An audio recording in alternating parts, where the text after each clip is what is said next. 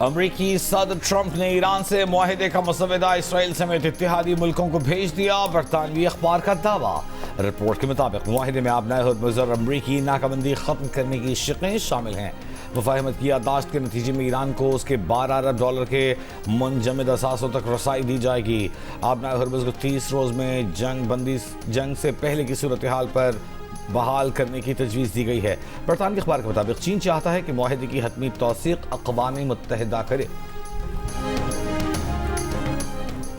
अमरीकी नायब सदर जेडी वेंस का कहना है कि अमरीका और ईरान मुआहदे के बहुत करीब हैं। ताहम ईरान के साथ अभी जंगबंदी में तोसी का मुआहदा नहीं हुआ।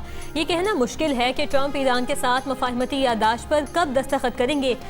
जेडी वेंस का कहना था कि ईरान अमेरिका के साथ मुआहदा करना चाहता है, चंद निकात पर बातचीत कर रहे हैं। अमेरिका इस पोजीशन में है कि तेहरान के जौहरी प्रोग्राम को पीछे धकेल सकता है। इससे पहले अमेरिकी न्यूज़ वेबसाइट ने अमेरिका और ईरान के दरमियान जंगबंदी में तोसी का मुआहदा होने का दावा किया था। रिपोर्ट में अमेरिकी अहदेदार के मुताबिक मुफाहमत की याददाश्त में ईरान की जानिब से जौहरी हथियार हासिल न करने का अहद भी शामिल होगा।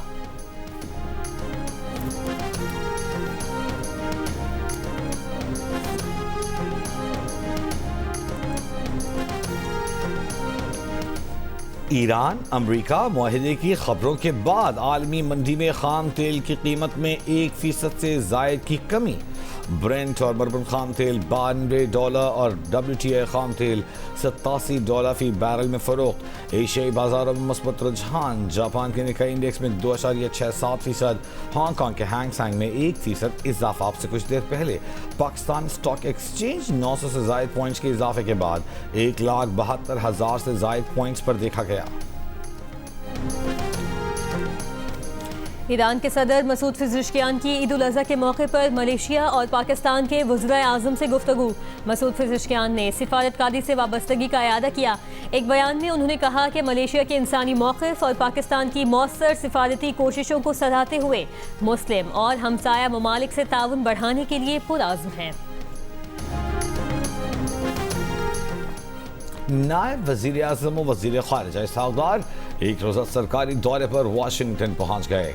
पाकिस्तानी सफ़ीर रिजवान सईद शेख और सिफारती हुक्काम ने इस्तक़बाल किया। इसहाक़ डार आज अमरीकी वज़ीर ख़ारिजा मार्को रूबियो से मुलाकात करेंगे, जिसमें पाक अमरीका ताल्लुक़ात और इलाक़ाई उमूर पर तबादला ख़याल किया जाएगा। ईरान अमरीका जंगबंदी के लिए पाकिस्तान की सिफारती कोशिशें जारी हैं। गुज़िश्ता चंद रोज़ में वज़ीर दाखिला मोहसिन नक़वी और फील्ड मार्शल आसिम मुनीर ने ईरान के दौरे में अहम मुलाकातें की थीं।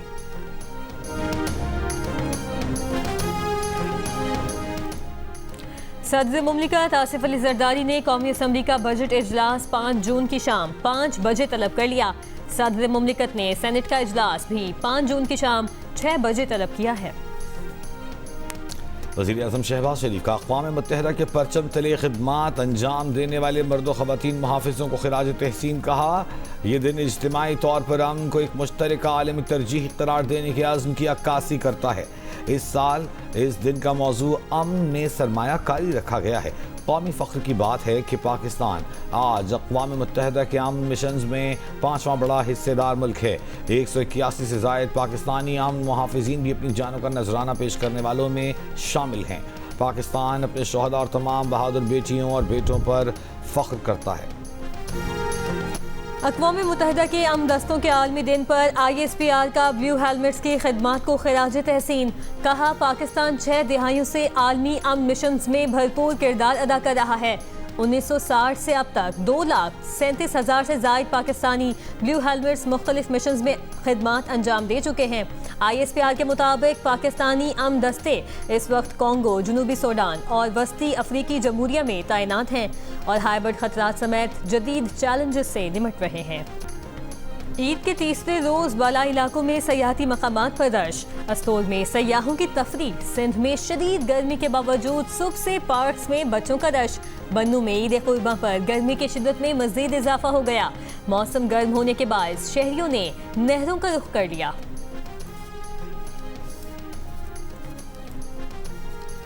गिलगित बल्तिस्तान के ज़िला दियामर के खूबसूरत सयाहती मुकाम बाबूसर टॉप पर ईद पर भी सयाहों की तवज्जो का मरकज़। सयाह खूबसूरत बर्फीले नज़ारों से लुत्फ़अंदोज़ होने के लिए बाबूसर टॉप का रुख कर रहे हैं। सयाहों का कहना है कि बाबू सर टॉप पर छोटी गाड़ियों के लिए रास्ता बहाल है, जबकि बड़ी गाड़ियों के लिए बर्फ रुकावट बन रही है। पाकिस्तान और ऑस्ट्रेलिया के दरमियान पहला वनडे इंटरनेशनल कल रावलपिंडी में खेला जाएगा। टीमें आज शाम के औकात में ट्रेनिंग करेंगी। दोनों टीमों के कप्तान शाहीन आफरीदी और जोश इंग्लिस प्रैक्टिस सेशन से पहले ट्रॉफी की रोनुमाई और प्री मैच कॉन्फ्रेंस भी करेंगे। 3 मैचेस की सीरीज के बकिया 2 मैचेस लाहौर में खेले जाएंगे। लाहौर हाई कोर्ट ने दुरुस्त वीज़ा, टिकट और सफरी दस्तावेजात वाले मुसाफिर को ऑफलोड करना गैर कानूनी करार दे दिया। FIA के लिए मुसाफिरों को ऑफलोड करने से मुतालिक गाइडलाइंस जारी कर दी। अदालत ने शहरी को नाइजीरिया जाने से रोकने का FIA का इक़दाम कलअज़म करार दे दिया। अदालती फैसले के मुताबिक मुसाफिर को ऑफलोड करते वक्त अफसरान को तफसीली और बामानी वजूहात तहरीर करना होगी। मुसाफिर से पूछे गए सवालात और दिए गए जवाबात भी रिकॉर्ड किए जाएंगे।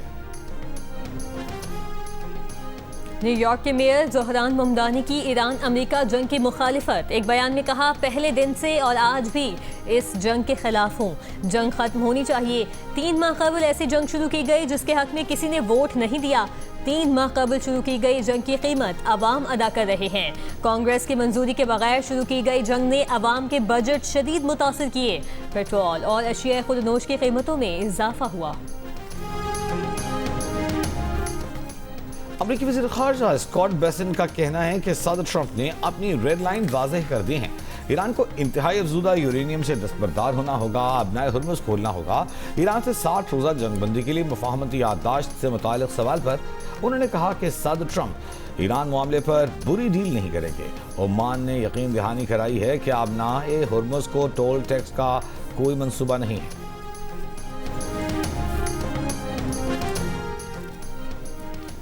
एक तरफ जंगबंदी की बातें और दूसरी जानिब जंगबंदी की खिलाफ वर्जी के इतलात। ईरान के इलाके बुशहर में धमाके की आवाज़ें सुनी गईं। ईरान के सरकारी मीडिया के मुताबिक ईरानी फ़ज़ाई दिफाई निज़ाम ने एक अमरीकी तैयारा तबाह कर दिया। अमरीका की तैयारा तबाह होने की तरदीद। ईरान का अबनाए होर्मुज़ में अमरीकी जंगी जहाज़ों पर हमला। बरतानवी खबर एजेंसी के मुताबिक ईरान ने अबनाए होर्मुज़ में अमरीकी बहरी जहाज़ों पर बैलिस्टिक मिसाइल फायर किए।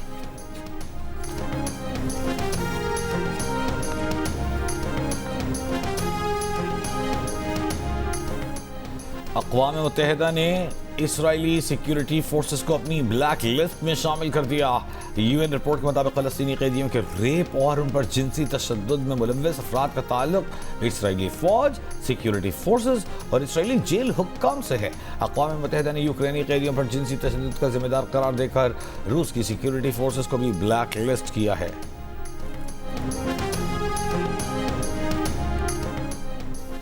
सदर आसिफ अली जरदारी ने कहा है, हम सब मिलकर एस्टैब्लिशमेंट के हाथ मजबूत करेंगे।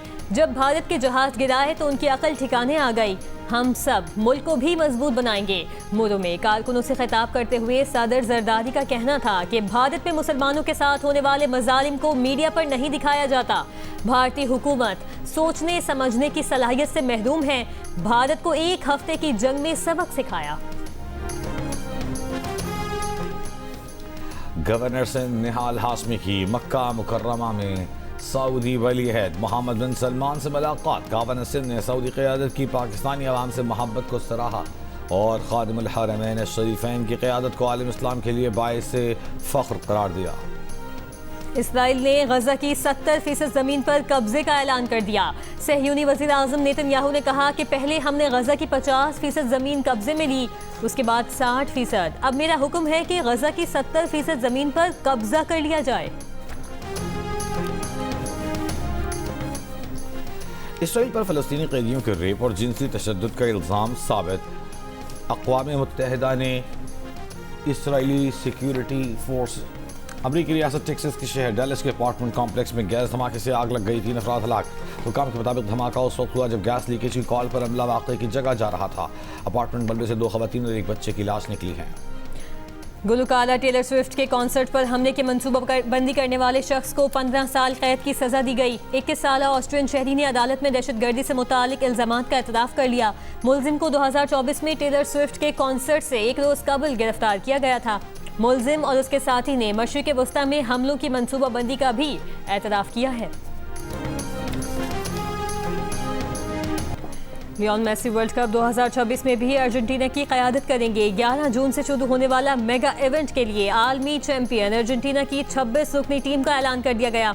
38 साल के लियोन मेसी पुर्तगाल के क्रिस्टियानो रोनाल्डो के साथ सबसे ज़्यादा 6 वर्ल्ड कप खेलने वाले प्लेयर बन जाएंगे।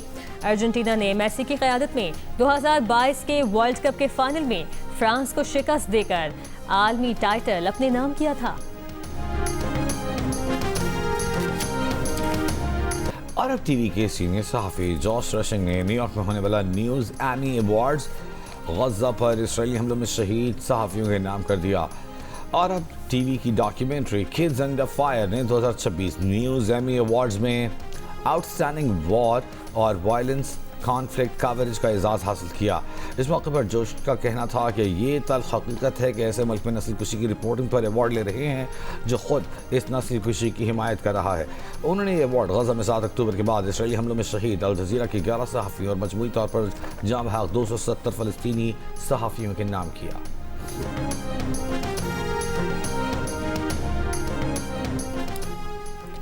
तेजी से मकबूल होते हुए खेल पैडल स्पोर्ट्स के शौकीन अफराद के लिए खुशखबरी। लाहौर के नेशनल पार्क स्पोर्ट्स कॉम्प्लेक्स में ज़ेर तामीर जदीद पैडल स्पोर्ट्स कोर्स के इर्द गिर्द ग्लास की तनसीब मुकम्मल कर ली गई। पौधे भी कोर्स को एक दिलकश मंजर पेश कर रहे हैं।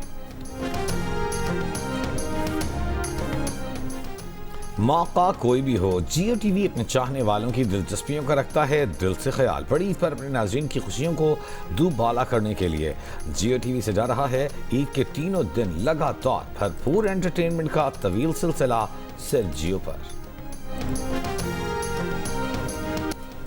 बड़ी ईद पर जियो टीवी के नाज़रीन के लिए बड़ी इंटरटेनमेंट। जियो टीवी अपने नाज़रीन की दिलचस्पी बढ़ाने के लिए लाया है सिल्वर स्क्रीन का जलवा। अब ईद के तीनों दिन होगा ब्लॉकबस्टर मूवीज का तहलका।